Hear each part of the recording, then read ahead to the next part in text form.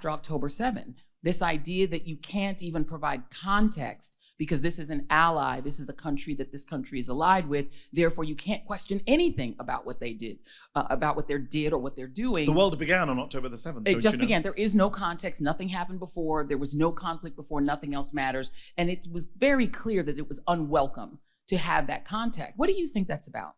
That is about multiple things. I do think there's multiple things going on. I think there is obviously just general political bias, right? Politicians and journalists. I talked to Chris Van Hollen a moment ago about why don't more of his colleagues stand up for Palestinian rights. There's a general political bias that's driven by history and politics, and let's be honest, racism as well, which affects media coverage as well. There is a cowardice from a lot of people who don't want to stick their head above the parapet and speak out. I often tell friends of mine who say, oh, you know, the pro-Israel media, you work with people who are all just gung-ho. And I'm like, most people, you've worked in cable longer than me. Most people I came across are not gung-ho for Israel. It's just that they don't want to stick their heads above the parapet. Right. They want to keep their heads down. And I'm not just talking about junior people. I'm talking about people in C-suites, in leadership. There's a lot of, let's just keep our heads down. Yeah. Let's not get in any trouble. Let's not do anything that might be seen as controversial. And that's one of the reasons I founded Zeteo, is because, you know, I just want to have some freedom. I could have left NBC and gone to another company, but I was like, it's time to actually just have some freedom. And that is a problem as well. Obviously, lobbying is a problem. Anyone who says lobbying is not a problem is lying to you.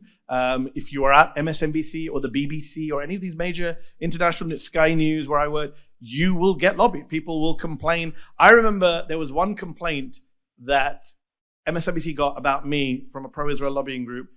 I did a show on Sunday night. Mm-hmm. They got the complaint up Monday, 6 a.m. with a full transcript. Mm-hmm. So someone stayed up all night, like putting together this complaint.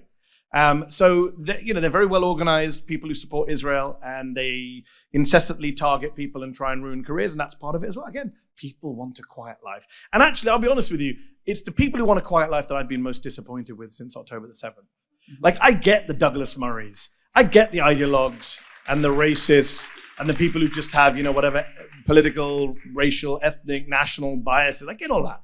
It's the people who have huge platforms and who have job security and spoke out on Ukraine, but said nothing about Gaza, said nothing as over 200 Palestinian journalists were killed, and the same journalists who rightly campaigned for Evan to be freed from Moscow or Austin to be found in Syria, said nothing about 200 of their colleagues being killed, often with their families in Gaza.